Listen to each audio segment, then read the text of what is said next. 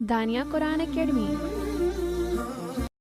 یہ قرآن وہ رستہ دکھاتا ہے جو سب سے سیدھا ہے، اور مومنوں کو جو نیک عمل کرتے ہیں بشارت دیتا ہے کہ ان کے لیے اجر عظیم ہے۔ نحمده ونصلي على رسوله الكريم اما بعد فاعوذ بالله من الشیطان الرجیم بسم اللہ الرحمن الرحیم۔ السلام علیکم ورحمۃ اللہ وبرکاتہ۔ امید ہے آپ سب خیریت سے ہوں گے، انشاءاللہ جہاں ہوں گے ایمان اور صحت کی نعمت سے مالا مال ہوں گے۔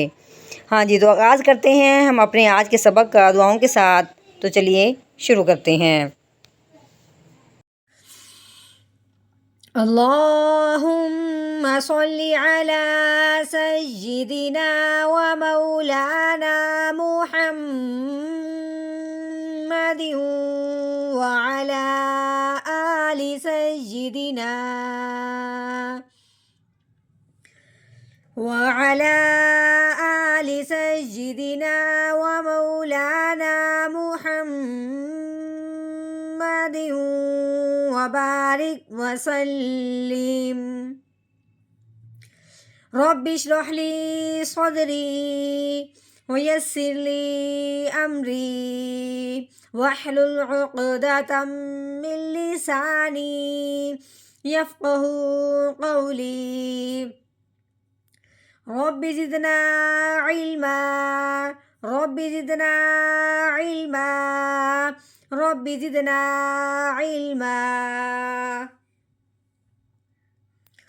اعوذ باللہ من الشیطان الرجیم بسم اللہ الرحمن الرحیم۔ کرام بررہ۔ ہاں جی، کاف کے نیچے زیر لگی ہوئی ہے، کاف زیر کی، رو کے اوپر زبر ہے، آگے کیا ہے؟ الف۔ الف سے پہلے حرف پہ جب زبر آ جائے تو اس الف پہ مد کا قاعدہ جاری ہوتا ہے، یعنی کہ اب رو کو الف کے ساتھ ملاتے ہوئے ایک الف کے برابر لمبا کیا جائے گا۔ رو الف زبر رو کی رو۔ اچھا، یہ تھوڑی سی اہم بات ہے اس سبق میں سے کہ میم کے نیچے کیا ہے؟ تنوین، یعنی کہ دو زیر، دو زبر ہوں یا دو زیر ہوں یا دو پیش ہوں، اس کو تنوین کہتے ہیں۔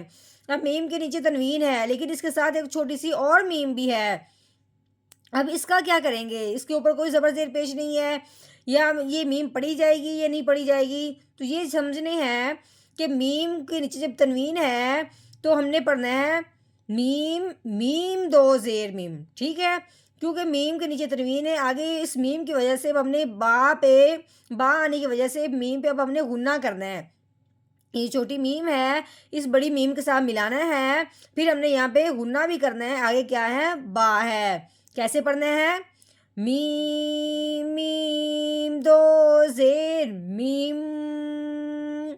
میم بڑی بھی پڑھی گئی اور چھوٹی والی میم بھی پڑھی گئی، اور ہم نے یہاں پہ غنہ کرنا ہے آگے با آنے کی وجہ سے۔ میم میم دو زیر میم کرام با زبر با رو زبر رو بارو۔ رو کے اوپر زبر ہے، رو کو پر پڑھیں گے، موٹا کر کے پڑھیں گے۔ رو زبر رو بارو رو۔ ہاں جی، تا دو زیر تین بارو رو تین۔ یہ آگے گول دائرہ، اس کو وقف کہتے ہیں۔ جب یہ گول دائرہ آئے، وقف آئے، تو وہاں ہم کہتے ہیں کہ آیت مکمل ہوگی۔ آج ہماری یہ والی آیت مکمل ہوئی یہاں پہ۔ اب وقف کی صورت میں آخر والے حرف میں کچھ تبدیلی ہوتی ہے۔ اب یہاں پہ گول تا ہے، اس کی کیا تبدیلی ہونی ہے؟ یہاں پہ ہم نے کیا کرنا ہے کہ اس جو تا ہا کے اوپر جو دو نقطے لگے ہوئے ہیں، تا بنا ہوا ہے، گول تا ہے، اس تا کے نقطے ہم نے گرا دینے ہیں، اور ہم نے ہا کی آواز نکالنی ہے، اور وہ بھی ساکن کرتے ہوئے۔